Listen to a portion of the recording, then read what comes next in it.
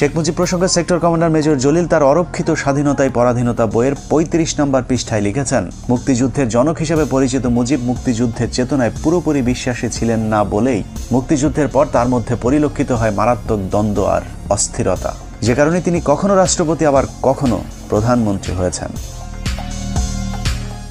মুক্তিযুদ্ধ শেষ হবার পর দেশে ফিরেই শেখ মুজিবের মাথায় কিভাবে ক্ষমতাকে কুক্ষিগত করা যায় সেই চিন্তায় ঘুরপাক খাচ্ছিল, যে কারণে মুজিবনগর সরকারের সিদ্ধান্ত অনুযায়ী শেখ মুজিব রাষ্ট্রপতি। তবে তার অনুপস্থিতিতে সৈয়দ নজরুল ইসলামকে সরিয়ে তার রাষ্ট্রপতি হবার কথা, কিন্তু শেখ মুজিব রাষ্ট্রপতি না হয়ে প্রধানমন্ত্রী হতে চাইলেন, কারণ প্রধানমন্ত্রীর ক্ষমতা রাষ্ট্রপতির চাইতেও বেশি।